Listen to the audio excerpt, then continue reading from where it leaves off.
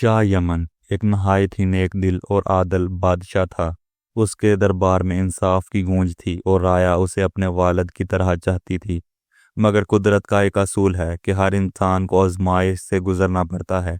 एक दिन एक फकीर बादशाह के पास आया और आजिज़ी से कहने लगा, ए बादशाह सलामत, आपकी ज़िंदगी ऐशो आराम में गुजरती है, मगर मुझे भी 3 दिन के लिए हुकूमत दे दीजिए ताकि मैं अपनी ख्वाहिश पूरी कर सकूं। दरबारी हैरान हुए, मगर शाह यमन के चेहरे पर मुस्कुराहट आ गई। उसने कहा, अगर ये तुम्हारी ख्वाहिश है तो ठीक है, मैं तुम्हें 3 दिन के लिए हुकूमत दे देता हूँ। फकीर तख्त पर बैठा तो राया हैरान थी, लेकिन बादशाह अपने वादे पर कायम रहा। शुरू के लम्हे में लोग समझे कि शायद फकीर कुछ नेक काम करेगा, मगर जल्द हकीकत सामने आ गई।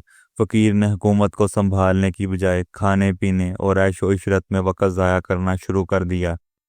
वो दिन रात महफिलों में मसरूफ़ रहता और राया के मसाइल को नज़रअंदाज करता। वज़ीर बार बार समझाते, मगर वो कहता, अब मैं बादशाह हूँ और बादशाहत मज़े के लिए होती है।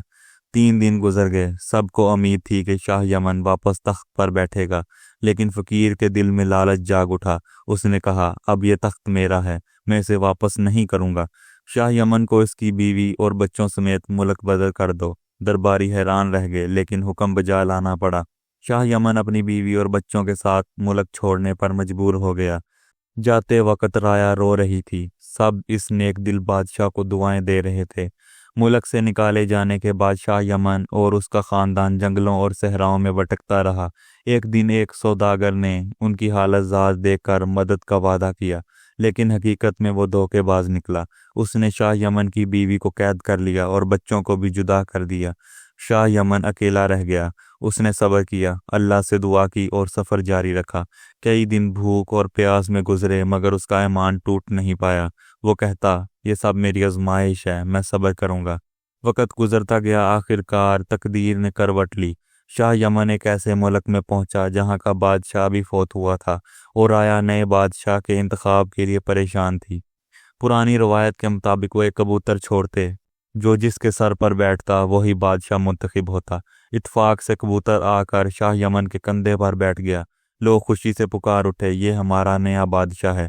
यूं शाह यमन एक और सल्तनत का बादशाह बन गया। अब वो राया पर अदल व इंसाफ से हुकूमत करने लगा, लेकिन दिल के किसी कोने में हमेशा अपनी बीवी और बच्चों की याद रहती। वो रातों को जाकर रोता और अल्लाह से दुआ करता, या अल्लाह, मेरा सब कुछ वापस कर दे, मेरे बिछड़े हुए बच्चे और बीवी दोबारा मुझे मिल जाएं। कुछ सालों बाद एक दिन 2 नौजवान दरबार में हाजिर हुए। वो इंसाफ के लिए आए थे, मगर उनकी बातों और चेहरों में कुछ ऐसी झलक थी कि बादशाह के दिल में हलचल मच गई। उसने गौर से देखा और सवालात करने लगा। जब उसने उसकी दास्तान सुनी तो उसे यकीन हो गया कि ये दोनों उसके खोए हुए बेटे नसीब और शमीम हैं। खुशी के आंसू बादशाह की आंखों से बह निकले। उसने उन्हें गले लगा लिया और कहा, तुम मेरे बेटे हो, अल्लाह ने मेरी दुआएं कबूल कर लीं। बेटों ने बताया कि उनकी माँ एक सौदागर की कैद में है, जिसने जादू के जोर पर उसे पत्थर का मुजस्मा बना रखा है। बादशाह ने फौरन सौदागर को बुलाया और उसे हुक्म दिया कि औरत का मुजस्मा महल में लाया जाए।